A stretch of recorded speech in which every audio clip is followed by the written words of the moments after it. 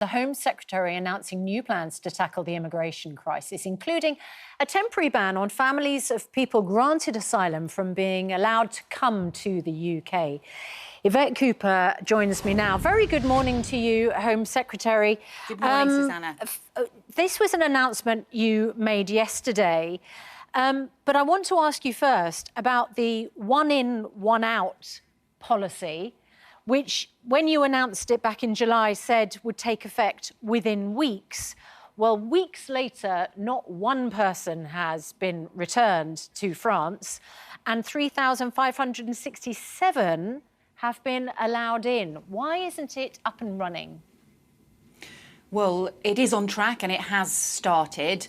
Overall, of course, we have substantially increased returns. So more than 35,000 people with no right to be in the UK have been returned this year. And that includes a 28% increase in returned failed asylum seekers. But specifically on this French agreement, this is a new agreement.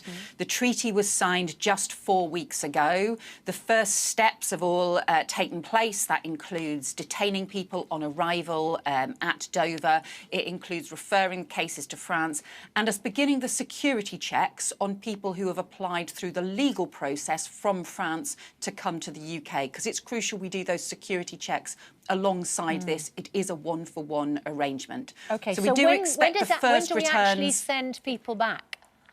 So we do expect the first returns to France to happen this month.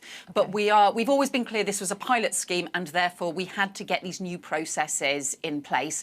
It's still running significantly faster than the Conservatives' previous Rwanda scheme, which obviously ran for 2 years and didn't manage to send anybody and didn't have these steps in place. Yeah, it got stuck in the courts, of course. It's on track and we obviously need to keep making the progress. OK. The trouble is there's a lot of mistrust at the moment with the government and your ability to control our borders and to get a grip on the crisis. So when you say in July it will start within weeks, people naturally assume that is weeks and not months. So don't you need to be a little bit more honest with people when you make announcements like this?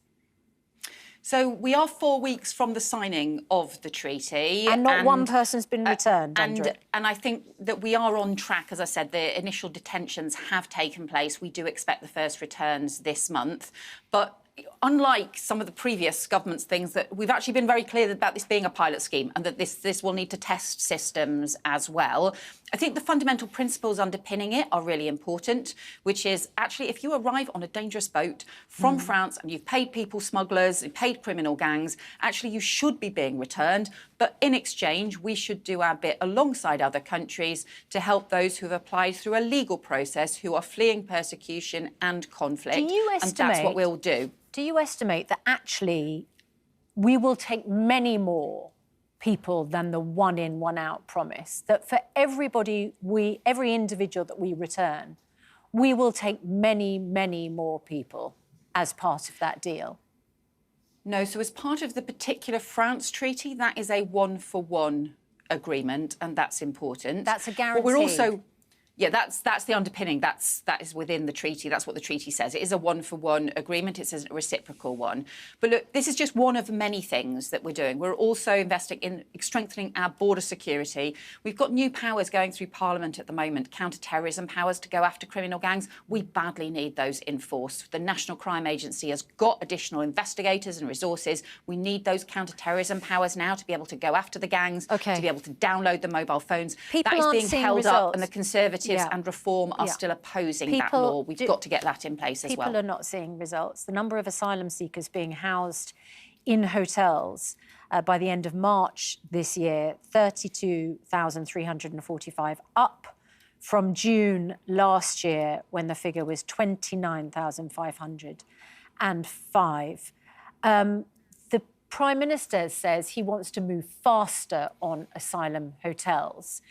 What are you going to do with all of those asylum seekers currently housed in hotels? Yes, we need to end asylum hotels, and we think it can be done more quickly than the course of the Parliament, although that was our manifesto commitment by the end of the Parliament. Those people have got to go somewhere, and currently they're not being returned. Yeah, so we are increasing returns. So we've got a 28% increase in failed asylum seekers being returned. That's really important. We're also increasing the detention estate so that we can increase those returns further. We've got to reduce the number of people in the asylum system altogether. That is at the heart of this. The system we inherited, the decision-making had frozen at the time of the election. If we'd carried on with that, we'd have had tens of thousands more people in asylum hotels by now. We've prevented that happening, but now what we need to do is to get those overall numbers down. The biggest change we can make is a total overhaul of the appeals system, because what's happening is we're now taking the initial decisions really quickly. So people are getting their decision, they're getting turned down, but then they're going into the appeals system. And that could be taking a year or more or multiple years while they're still in asylum accommodation. That is broken. So that is our next steps now. We're going to be announcing the details later this year of a major overhaul of the asylum system, particularly clearing out these appeals because that system is broken. OK, but the appeals are heard by judges and in many cases they're interpreting the European Convention on Human Rights, ECHR. Are you suggesting that a major overhaul would include junking parts or all of that? So two things we'd do. First of all, we set up a new independent appeals commission rather than it being done through the normal judicial court system, which is taking a long time and which is also very difficult to quickly expand and respond to surges when you want to be able to clear a lot of cases all at once. So we want a new separate independent appeals commission that we'll set up. Other countries have done the same, so that will speed things up. But the second thing you referred to is the international law, the way in which that's interpreted. We do think there are reforms we can make in the law and in the UK rules that would change the way things like Article 8 is being interpreted in the UK courts. Yeah, to prevent some of the perverse conclusions that the courts, we think, have come to, whether that we disagree with those conclusions. We think we can make changes there. How do you do that if we're part of the ECHR? So the ECHR, international laws are very broad brush. They set out the broad principles. The crucial thing is how those principles are then interpreted in the domestic courts, in UK laws as well. Are you going to overrule judges' decisions? Well, something like the right for family life, for example, is supposed to actually has to be balanced against the rights of countries to be able to run a functioning immigration and asylum system. But the trouble is that I don't understand how you're going to change it. In order to, if a judge decides that somebody is allowed to stay here on appeal because they have children here, for instance, how on earth would you, as a government minister, overrule that? So what we'll do is change the rules that the judge is interpreting in the first place. So you'll change the ECHR, you'll junk the right to family life. Surely that's the only way you could do it. No, so the way in which the family rules are set out in the UK, so we have immigration rules that set out the details about the way in which family arrangements. So, for example, if you're a British citizen and you're bringing family to the UK, you have to meet certain criteria around your income, for example, around people being able to speak English, those sorts of things. So we have rules in place in the UK. The trouble is some of those rules have become now so complicated that instead the judges are... Home Secretary, currently there's a complete lack of confidence in the way that you're handling this. 7 in 10 people believe that the Prime Minister is handling this issue badly. Your opposition parties want to junk the ECHR altogether. What are you going to do with that Article 8, which is so contentious? It leads to headlines about children who don't like our chicken nuggets in other countries being allowed to stay. Just speak plainly about what you're going to do so people can understand a change you're going to make.